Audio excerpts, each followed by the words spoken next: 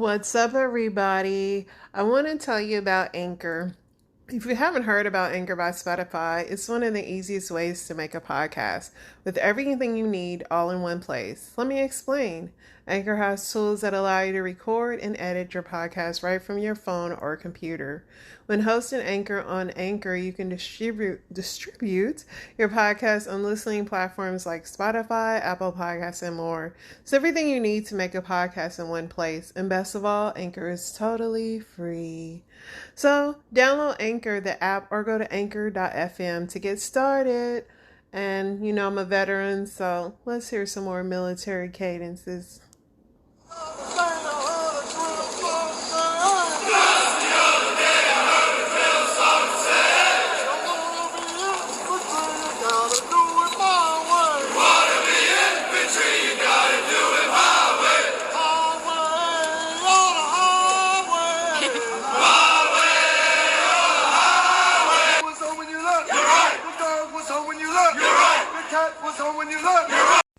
What's up, family?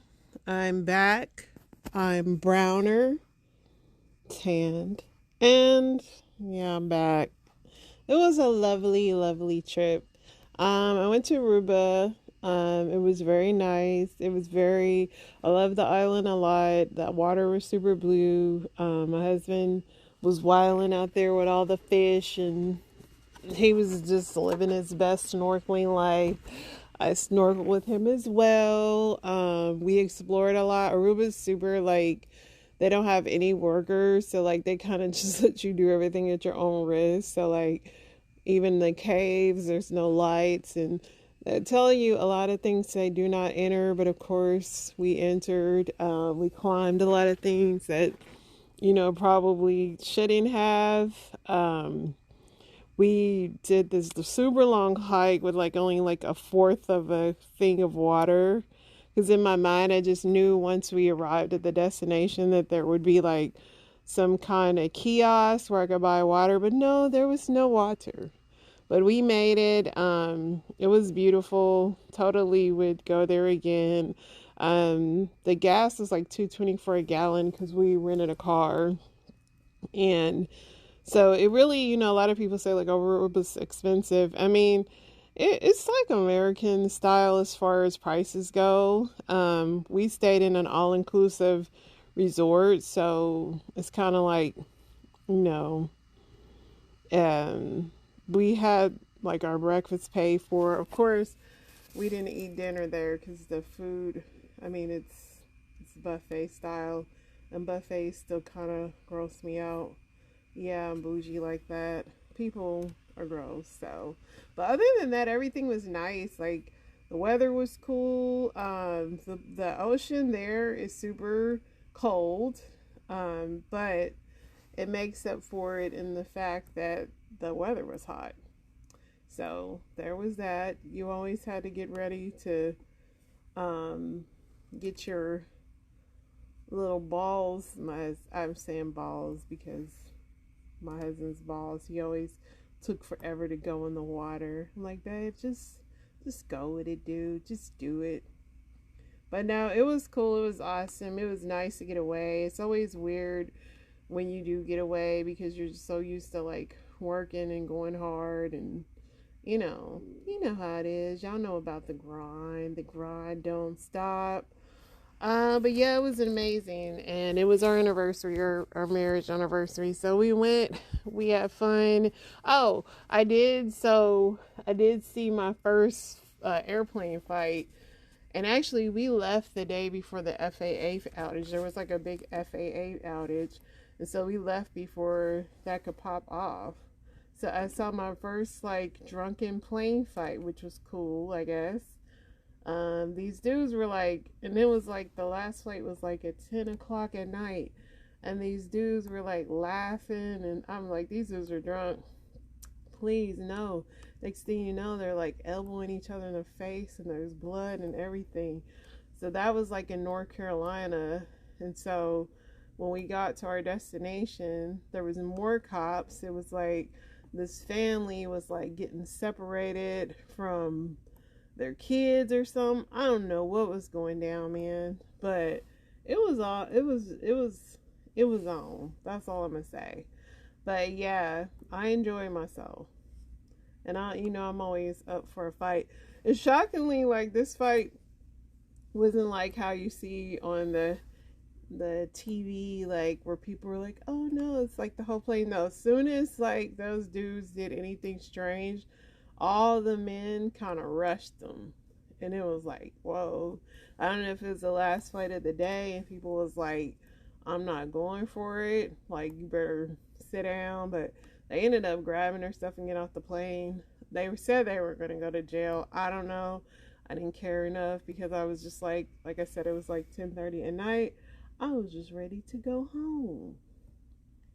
But yeah, it was, other than that, it was a cool trip. Would recommend Aruba again, definitely. But yeah, other than that, let's get into these hot topics. There's tons of them, and I got plenty of crazy story time for you guys as well. So let's get into what is trending on Twitter. It's basketball, of course. Geraldo's trending. I don't even feel like talking about politics right now. Someone said, so Geraldo, I guess he's against the GOP, said now GOP asking for visitor logs to President Biden's Delaware home. Has any Republican asked for visitor logs to Mar-a-Lago? Answer no. The faux concern over Garage Gate only bothers me because so many otherwise competent journalists are inflating this BS balloon. Someone said Geraldo is a good example of someone who I disagree with maybe 80% of the time, but he really hits the mark on important stuff 20%. So, yeah, they found some top secret documents in Biden's home. Listen, Biden, that man's senile anyway. I would not, that's not shocking.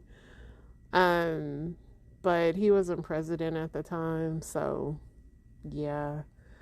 I mean, you know, these people, everybody will always have a reason why this and that.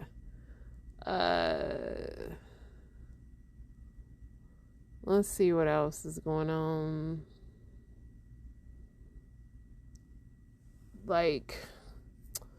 So a woman and her 2 children were found dead in a field over the weekend after wandering the streets of Pontiac, Michigan for nearly 3 days amid freezing temperatures.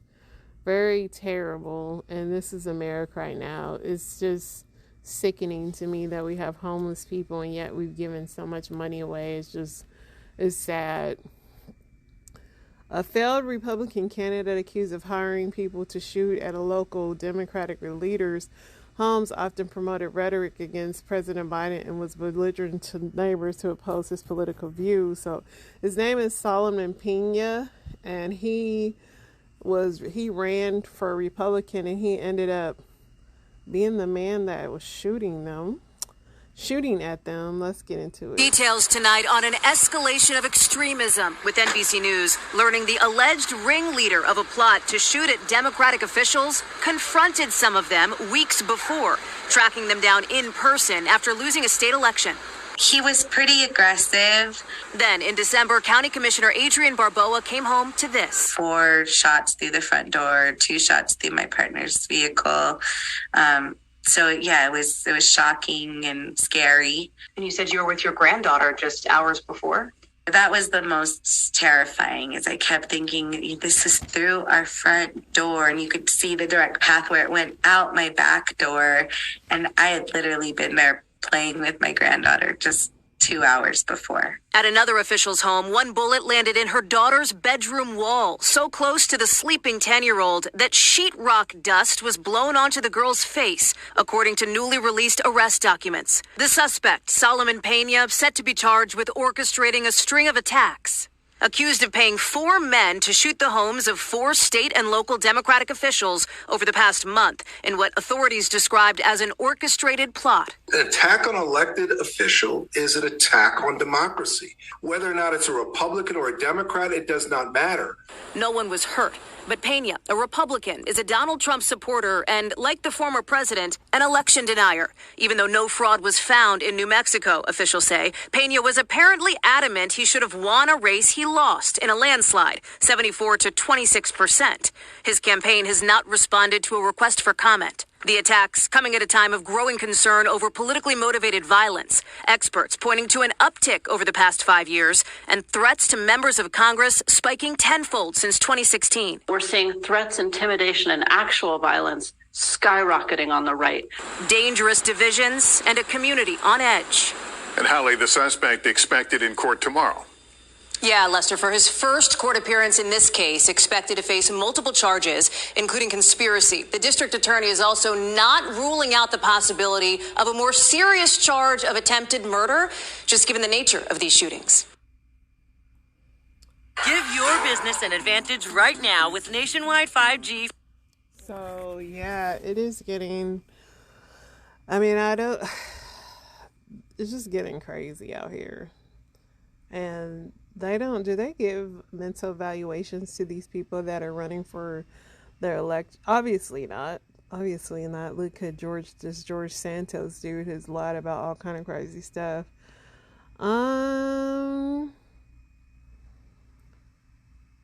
Let's see what else is going on.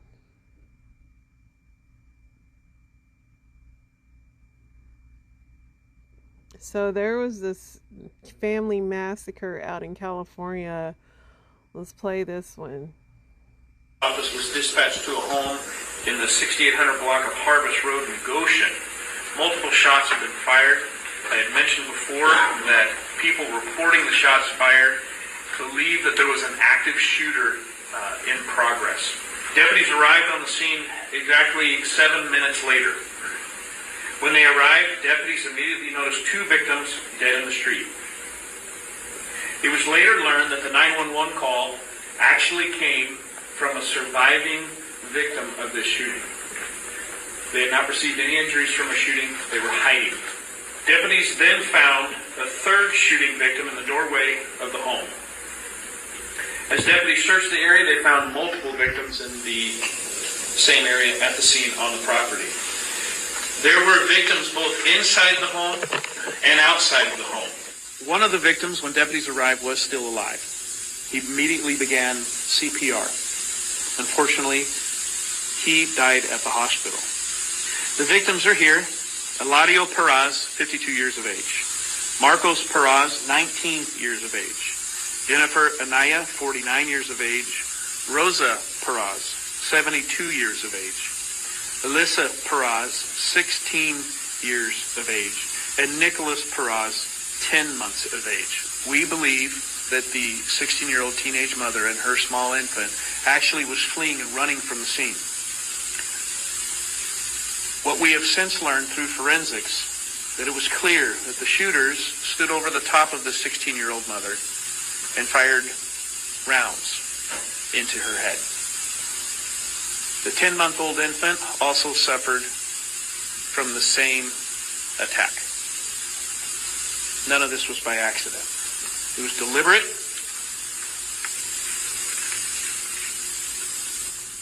intentional, and horrific. Detectives, at this point, we do believe that we are in the search for 2 known suspects. Potentially a 3rd in an escape vehicle, but we don't know that to be true. This is going off the hypothesis from law enforcement. But we do know that, in fact, we have 2 suspects. It is very clear that this family was a target, and that there are gang associations involved, as well as drug investigations with this in this home. But let me make this very clear. Not all these people in this home are gang members, and not all of these people in this home are drug dealers. The 16-year-old female is an innocent victim. The grandmother inside appears to be an innocent victim, and definitely this 10-month-old child is an innocent victim. That's just wild. And, like he said, these people are innocent and they just have people living with them that's doing shady stuff, and this is what happens. Let's see what else is going on.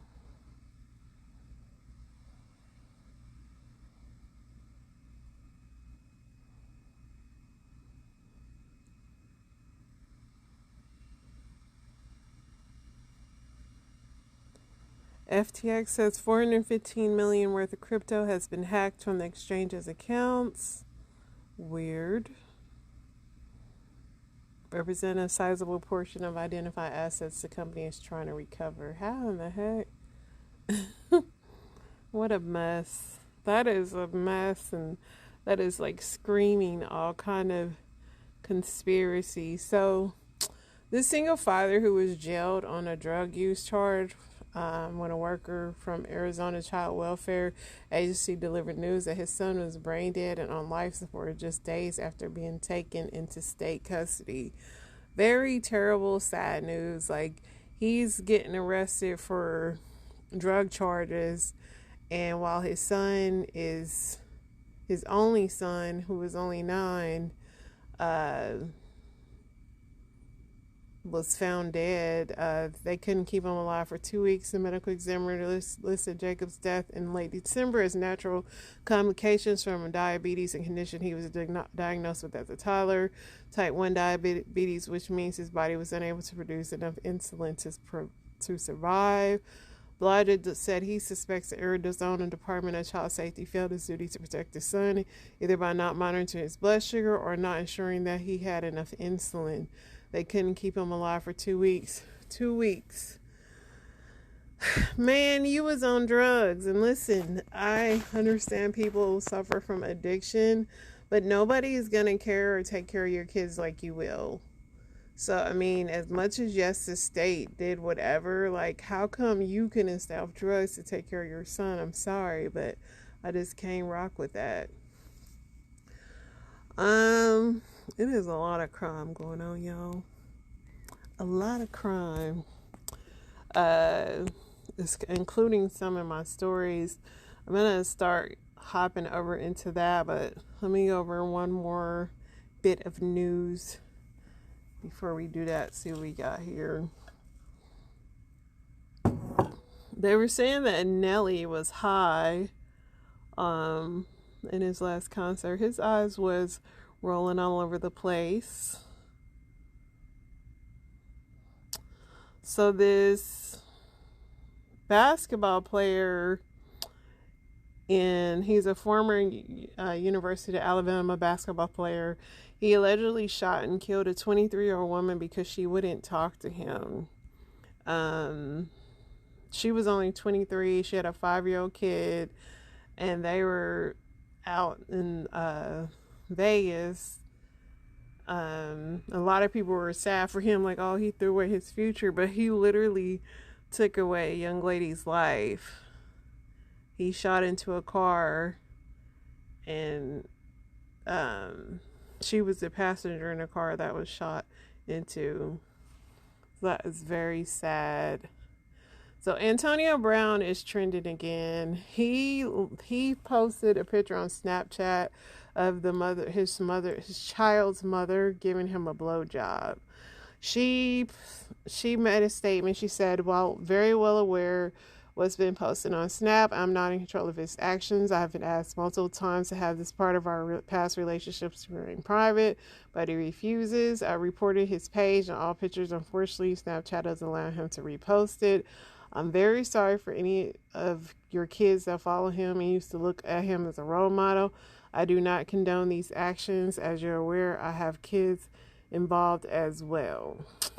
Antonio is not going to be happy until he gets locked up. That's what I'm going to say on that. In Toronto, you can name a cockroach after your toxic ex on Valentine's Day. How sweet is that? So this man that was going through a divorce, he crashes his dump truck into his wife's home. He almost killed the poor lady. Here's her account. House anymore. I just want to put it up for sale and just move on because I'm not comfortable here anymore. I don't know, he might come back. Who's to say he's not? A man that's under that kind of rage, who's to say what he might do? He was trying to kill me. He really was. That's my bedroom right there. He knows. He was just trying to hurt me. I don't even want this house anymore. I just want to put it up. I feel so sorry for her because Divorce is just so messy, and clearly this man is not sane. And I hope that she gets everything she wants out of this divorce because of his actions, which is very stupid. Because it's like, dude, now you ain't gonna get nothing because you being petty. I mean, the brother's tripping, man. I mean, I just can't condone that. Let's see what else is going on.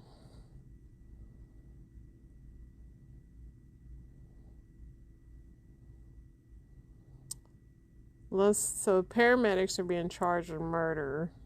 Camera video responding to a call with two EMS workers. Two EMS workers are facing murder charges after the death of a patient in their care. The two can be seen on body camera video responding to a call with a patient suffering from hallucinations. The paramedics tell the patient to get up and walk, then strap him face down to a stretcher. He later died in the emergency room. Here's ABC's M. Wynn and a warning. Some of this report may be disturbing. Get up on the road.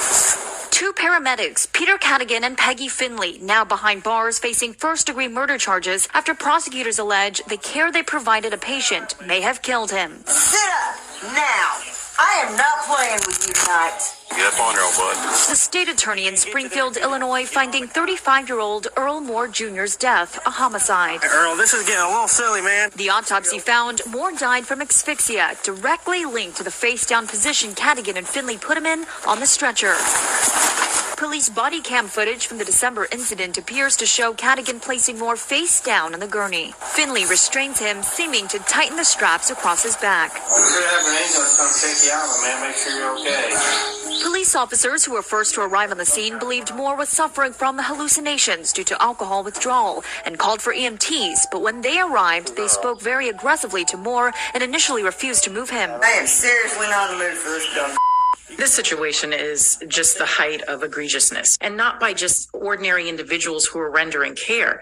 They were EMS. They're the individuals that we call when we are in a dire situation and need of medical care. Moore's obituary shows he was a son, brother, and grandson. Earl was the manager at McDonald's for 18 years. He loved helping whoever he could, saying he made sure to come to all family events and was a real sweetheart. And Lindsay, Lifestar Ambulance Service, where Finley and Cadigan worked, had no comment on their arrest. They're both facing up to 60 years behind bars if That's messed up. It's like you're supposed to, you know, they say we're going to call the paramedics, you know, to help with so the police aren't overwhelmed. And now you can't even rely on them, man. I mean, shoot, man. I think people, they kind of get so burnt out on their jobs, they kind of just start doing whatever. It's really wild. So Hunter Biden asked Arkansas judge to block his 4-year-old daughter he had with the stripper from taking his last name. He's asked the judge, his ex-lover and former stripper sought to change their daughter's last name to Biden. She believes the Biden name is synonymous with being well-educated, successful, financially acute, and politically powerful. But Biden, who initially denied the little girl was his daughter, says the opposite, according to New York Post. He believes that Navy Joan will not live a peaceful existence if she is permitted to take his last name. In the motion by his attorney, Biden claims that the girl should be free to decide for herself at a later date. Robert believes giving the daughter a Biden name will begin to be misconduct or neglect as the little girl remains estranged from the first family. Navy Joan was born in August of 2018, and Biden denied he was the father. A DNA test requested proved that he was the father. Of course, that lady's gonna name that kid after him. Like, come on. Let's see. So, somebody is saying he was with his late brother's widow. Wow. What?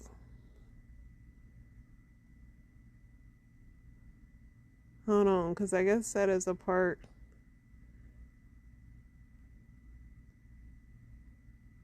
I don't know, but I guess else they were saying? Oh, the girl was conceived while Biden was in a relationship with his late brother Bo's widow, Hallie Biden.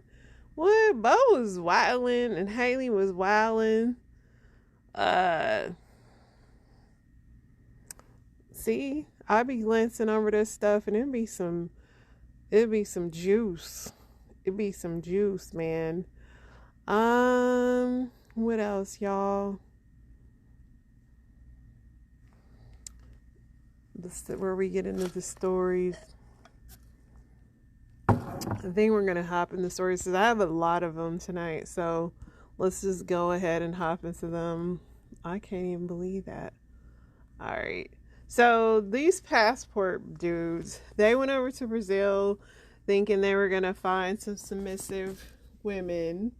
So they wanted to go over there and get them some women. Well, I think they probably forgot that like the internet exists in Brazil as well as social media. And so word got out that they were coming over there to find them some women.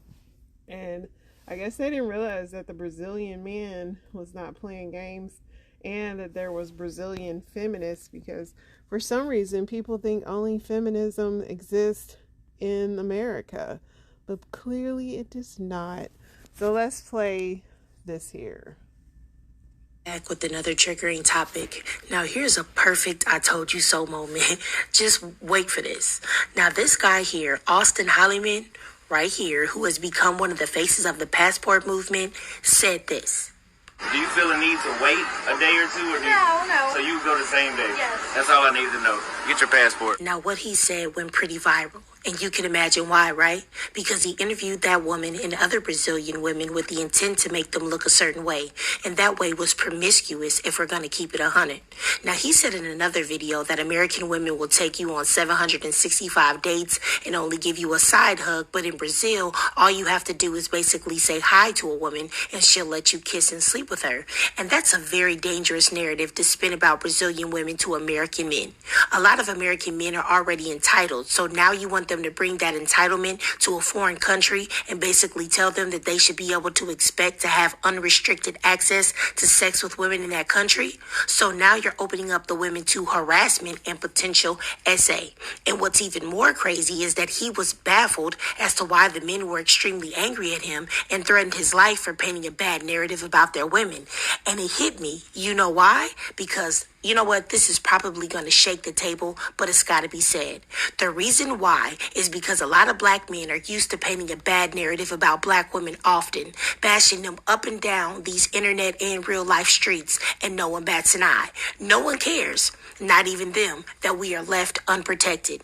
And I think that they have forgotten that other races of men do not play about their women. Now, they may do their own things behind the scenes and have their own issues with one another, but other races of men do not play about public disrespect of their women.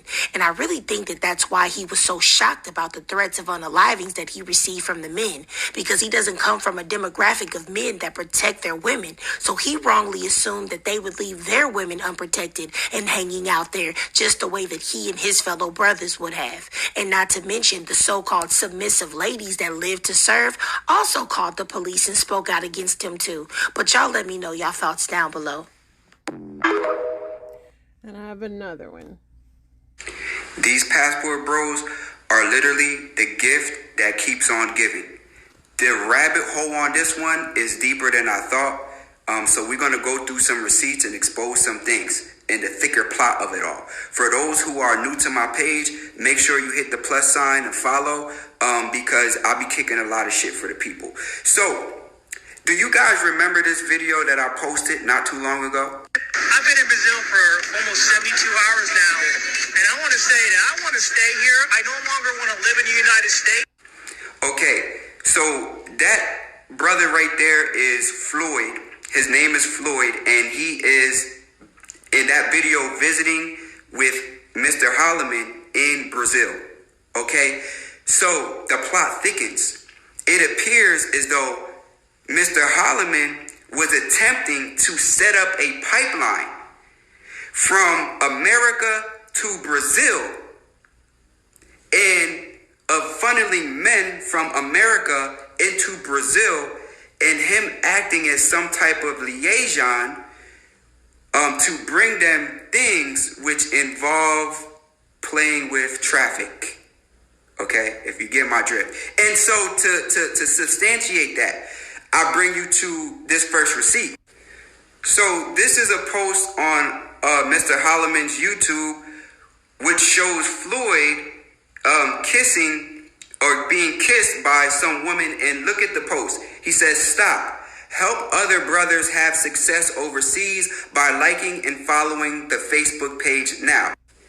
Now there's more. So Mr. Holloman has a private Facebook page where men go on there to set up these trips to go into Brazil, which leads to these next receipt. As you see, he posts Mr. Floyd on his YouTube, and what does he say? "Floyd did it. Can you do it too?" So now he's advertising, right? There's more.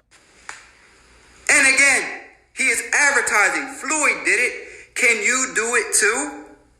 So essentially, it's like an advertisement for men to see that, okay, when you come to Brazil with me, I'm going to take you around and I'm basically going to get you some guaranteed cats, which likely came out of traffic industry. So this is why the Brazilian people even deeper are Xing him out of Brazil, because there's a deeper plot to this whole thing. This rabbit hole just keeps going deeper and deeper. Wow. Not liaison, but so he was saying human trafficking. TikTok, you can't say kill or so you have to say unalive. So if you hear people say that, that is why. Yeah, these dudes were trying to escape America to get them some submissive women, because they said women, especially black women, were too difficult. And now these fools then got over there and they done got set up to be a part of a human trafficking thing, and now people are wanting their heads because for some reason they think that people in the internet did not, or they don't have the internet or something in Brazil, but they do. And so they see you guys on TikTok plotting to go over there, and they see you coming over and talking to their women, and they're like, what are these dudes up to? Y'all gonna mess around over there and y'all not gonna come back. And America is not gonna Brittany Griner y'all. Like, y'all not gonna be safe, my friends. So be safe, my friends. Let's get into the next one here. Pedophilia. You believe that's okay? Sexual acts with young children, yes. Not like sexual penetration with like really young children, because like if you penetrate something in them, you probably hurt them. So maybe wait until like the age 12, then penetrate. That was YouTuber Amos Yee, who was arrested for grooming a 14-year-old girl and being in possession of child porn. This is Denise George. She was the Attorney General for the Virgin Islands. She was doing an investigation into Jeffrey Epstein's activities and was alleging that the bank J.P. Morgan knowingly turned a blind eye to Jeffrey Epstein's sex crimes. Joe Biden takes a brief vacation to the Virgin Islands, and Denise George gets fired. Very weird. Here's a photo of one of the most notorious pedophiles holding a young girl in his lap after taking a trip to Disney World. Did you know that Disney-owned ABC News' reporter Amy Robach had the scoop on Jeffrey Epstein years before it came out, but ABC News squashed the story? One of Epstein's buddies, Jean-Luc Brunel, who trafficked young girls through his modeling agency for Epstein, died in the exact same circumstances as Epstein. Not long after, another one of Epstein's associates found dead. One of Bill Clinton's special advisors, who flew on the Lolita Express, brought Epstein into the White House 7 times, was found dead hanging from a tree with a shotgun blast, 30 miles from his home. What was Clinton's response to being flown numerous times on Epstein's planes? Photos like these, and having a painting of him dressed like this hanging in Epstein's home. Any comments on your alleged allegation of your connection with Jeffrey Epstein?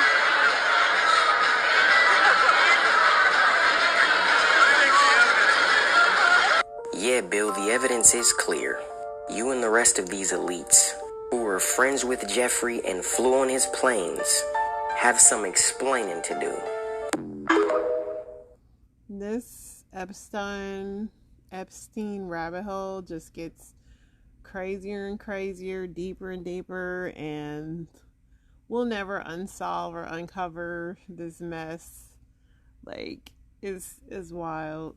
But just how everything kind of continues to tie to that island and JP Morgan and all that is wild. A black woman is unalived every 4.8 hours in this country. Over 90% of the time by a black man. We are unalived 3 times more often than any other race of woman by domestic partner. This happened allegedly because she wouldn't talk to him. When I say that I am legitimately sick of y'all, I am sick of y'all. From the old to the young, it doesn't matter. Y'all are not okay, and you really need to figure that out.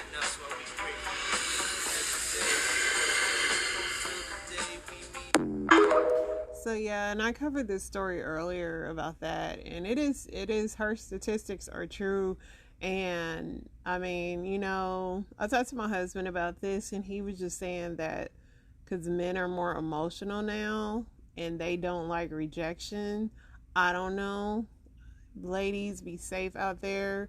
I know women commit crimes too, but just be safe out there, because it's real out here right now, and y'all gotta be safe. I mean, just all around, just be safe and aware of what's going on. I know everybody wants to find love or whatever.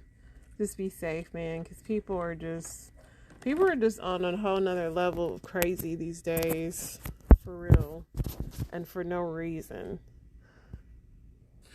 Well, let me introduce you to what I consider a high-profile arrest.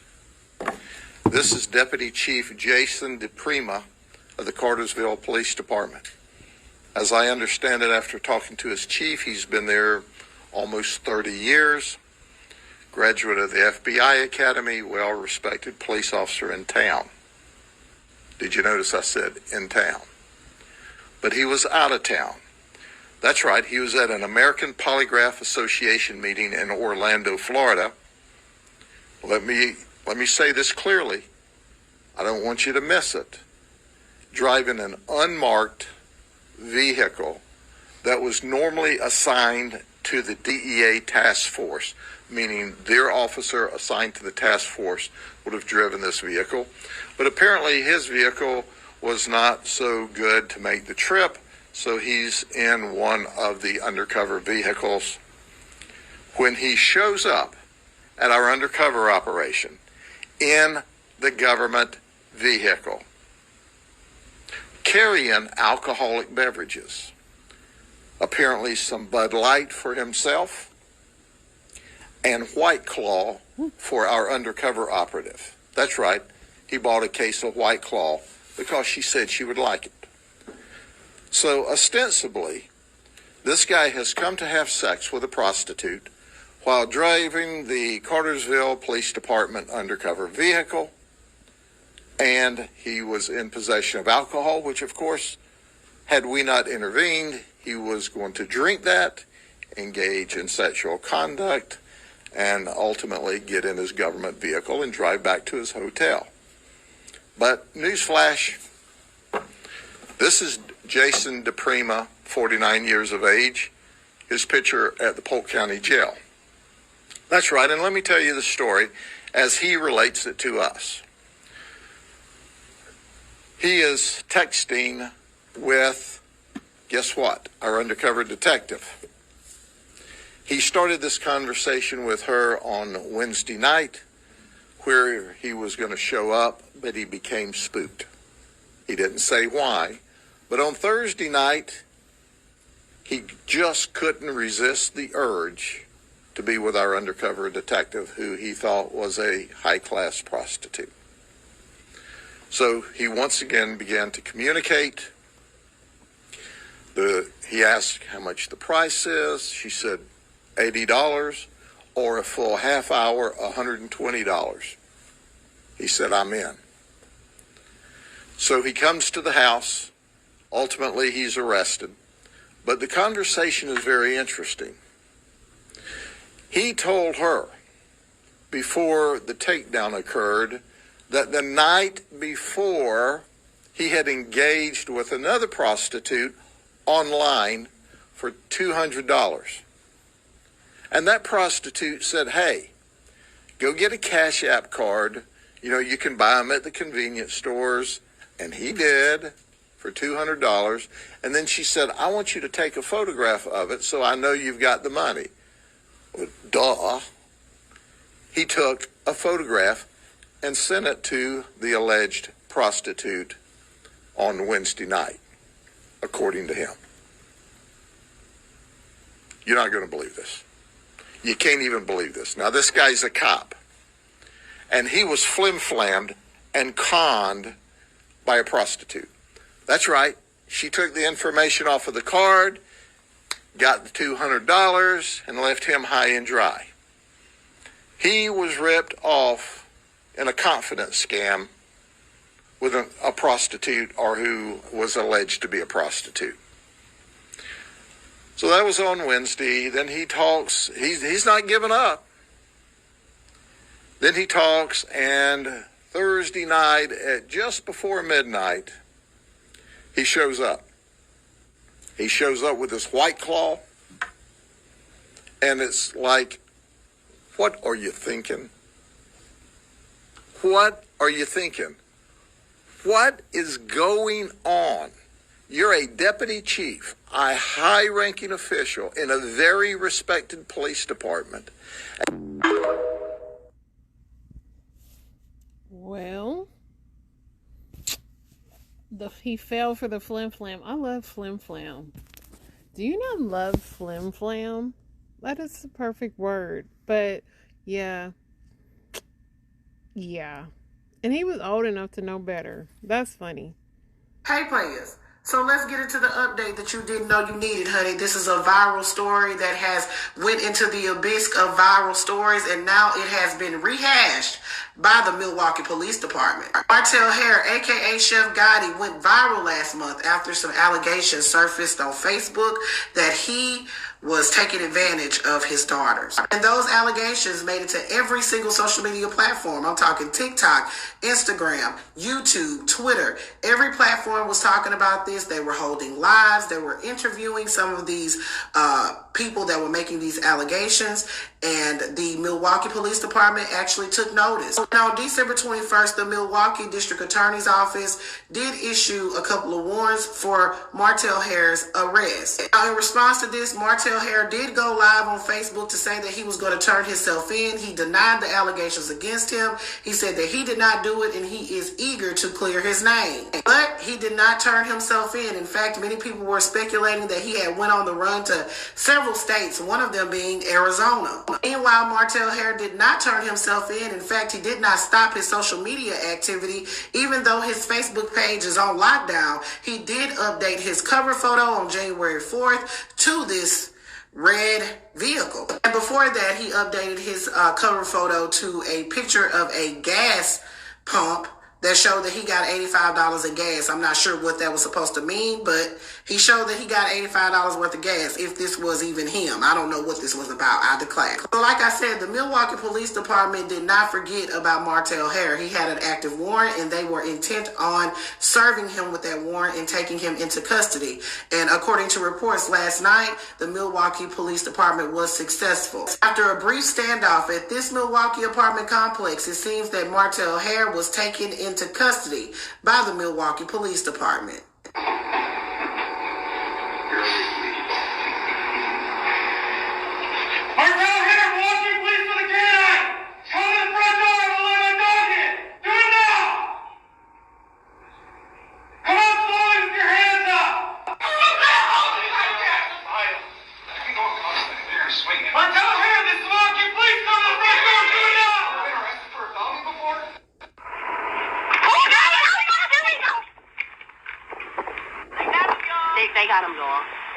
the Milwaukee Police Department was able to arrest Martell Hare. He's been taken into custody where he will be held until he is to face his arraignment, which will come probably in the next few days. At that time, the judge will set bond or deny bond, and then they'll go forward from there. Players, this has been a ride. Put your thoughts in the comments regarding this. This is Double D Mo for the Black Accurate News. So I did this story like a while back on this chef that had sex with his daughters, which is beyond disgusting and revolting, but they finally arrested him. So I hope that if he is guilty, this is alleged, he has guilty till proven innocent, that he goes to jail for a long time, prison for a long time. Sometimes a woman can talk her out of a relationship. You can talk. We do that. Yes, we will talk. I'm gonna say something, and this might ruffle little feathers. I don't think just being a good man is enough to stay in a relationship with them. But when I say a good man, I mean like he's good.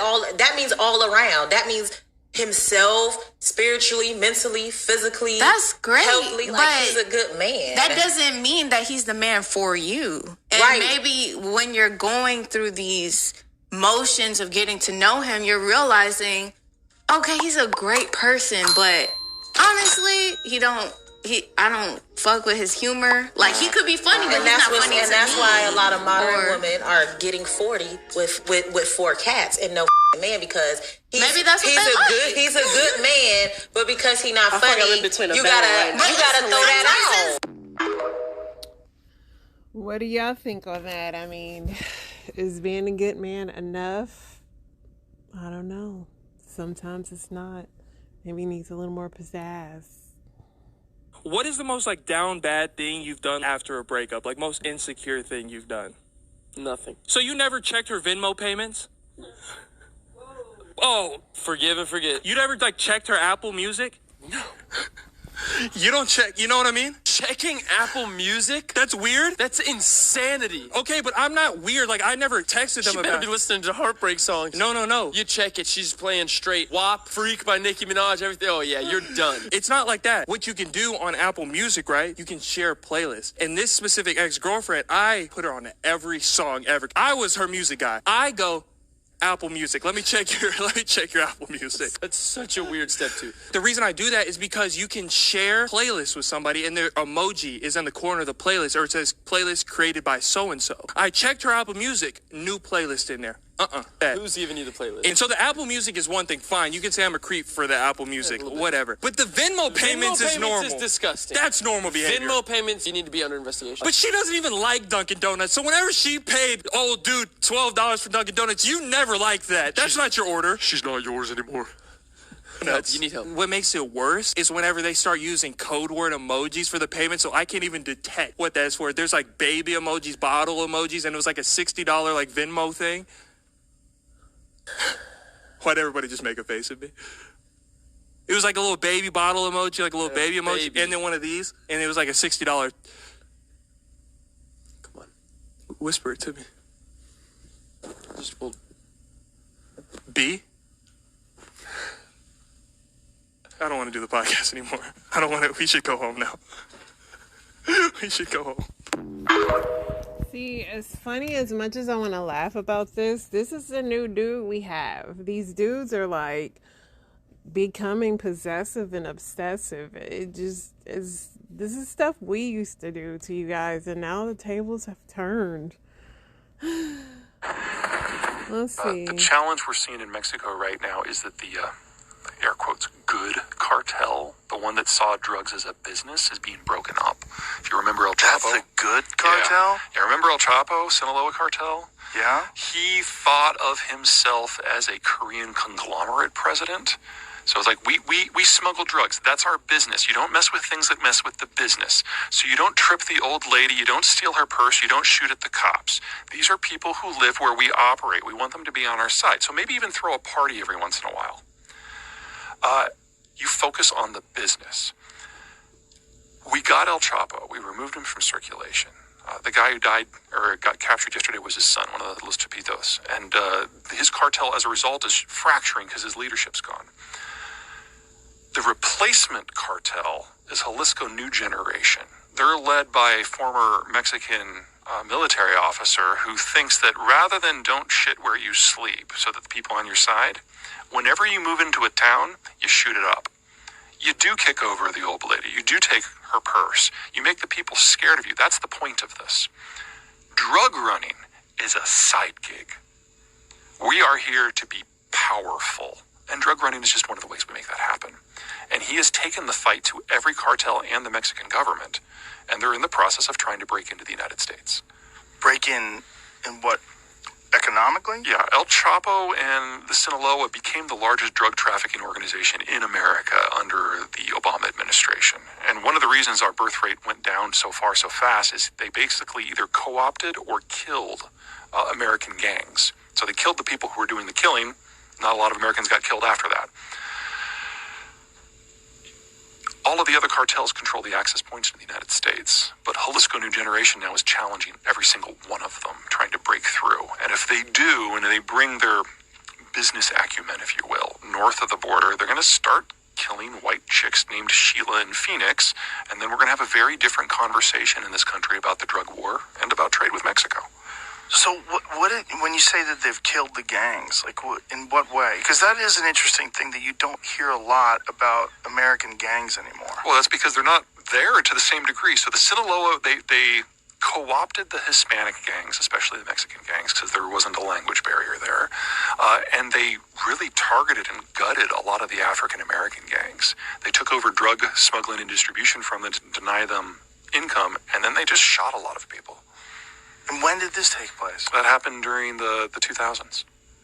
It was pretty much completed by the time we got to 2013. But we weren't really this narrative didn't really go around. This is not something that I've heard before. Oh yeah, look at the murder. It's making sense when you're saying it. Look at the violent crime rates in the United States. They've been trending down really significantly since about 2004. And the drop from 2004 to roughly 2014 was amazing. That's largely Sinaloa. So they have silently sort of invaded and taken over the distribution and taken over the gang activities. Right, and this is El Chapo's cartel that is now getting broken up. And as soon as you have more players, more violence is going to happen, especially against one another. And that's one of the reasons that the murder rate in Mexico has skyrocketed in the last 3 years. Do you know who... See, I knew it was the reason why I liked El Chapo. I mean, he was the good cartel. Maybe they should let him out and let him go back down under control everything. It's just a thought. This is what happened in Narcos. This is how Pablo Escobar got everybody back under control. I'm just saying it's possible. Okay, a lot of people keep asking me this question. What's the difference between meth and crack? There's actually a really big difference between meth and crack. They're nowhere near the same thing. I mean, a lot of people just think they go hand in hand. But crack is actually cocaine. Meth is methamphetamine. Meth is more of you're wide awake, not really blast you kind of high. It's more of a marathon high that just keeps going forever and ever and ever, and you're awake for like 12 days straight until you just fall out and fall asleep. Then you wake up and do it all over again. Crack is a hit that blasts you right when you hit it. It makes your bell ring. It just it hits you instantly like a punch in the face, and only lasts for about 5 minutes. So you're left chasing the high. Your next hit, your next hit, your next hit, your next hit. And when the sack's almost gone, where are you getting your next hit from? It's just insane. The difference between meth and crack is common. In the great words of Whitney Houston, crack is whack. So speaking of El Chapo, his wife has gotten her new boo because you know she's locked up. Hey y'all, welcome back to Prison Truth. So today we're going to be talking about this viral photo that has been going on or going around about El Chapo's wife and BG. I know about BG because I was locked up with her, and this is what it is. I told her from my last videos, this is what goes on in federal prison and probably state prison as well. But I know for sure this is federal prison. And this is what happens. She's a pretty girl. She has status on the street and she has money. Not saying that BG messing with her because of those reasons, but 9 times out of 10, when most studs get girls like this, it's because of the money situation.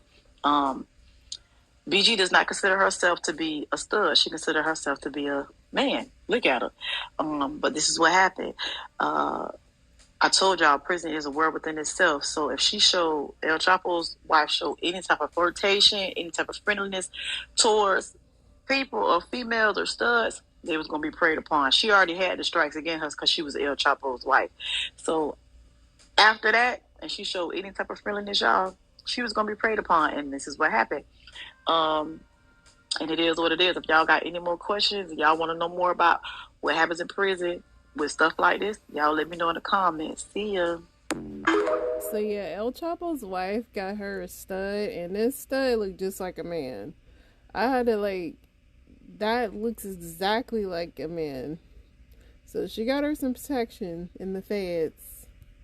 Hi, my name is Sarah, and I was a call girl for almost a decade. About a year ago, I was asked about one of my weirdest experiences I ever had, and I figure it's time to go ahead and retell the story. I do want to put a trigger warning on here. There are some weird things I'm going to talk about, but it's nothing violent. It's just kind of gross. So I had this man contact me, and he wanted to take me out to dinner and watch me eat. And I have done stuff like that before. You know, being a bigger girl, there are lots of men that want to watch me eat and stuff like that. So I was like, okay, whatever. So we go to Golden Corral, was the restaurant that he had picked. And he gave me $500 for a 2-hour dinner date.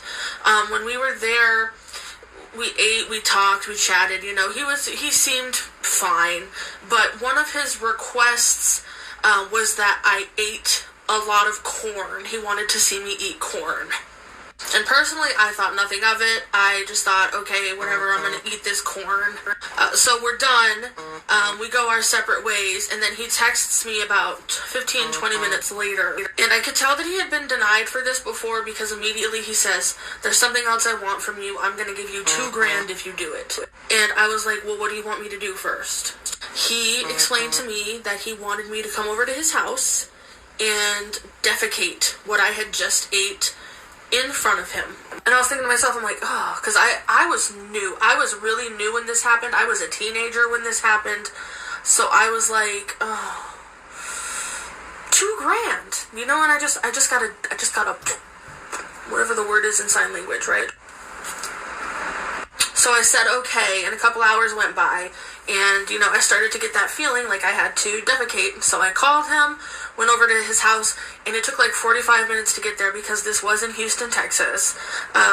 So I get to his house, he gives me the tour, whatever, and this man had a dungeon lair, whatever you want to call it, floor to ceiling, all spicy equipment and swings and leashes for his dogs, stuff like that. So I knew that this man was into some kind of strange stuff, but I had a ride. I had somebody sit outside, just because you never know with people like that, right? Now, in the middle of the room, he has a glass coffee table. He had me stand and squat on this glass coffee table. He disrobed himself, and he had me defecate on this glass coffee table while he was laying under it. So I'm done. I go to use the bathroom, and I'm wiping, and he says, no, stop. And I was like, what? He wanted my toilet paper too. So he gave me another $200 for my toilet paper. And as I was leaving, I watched him.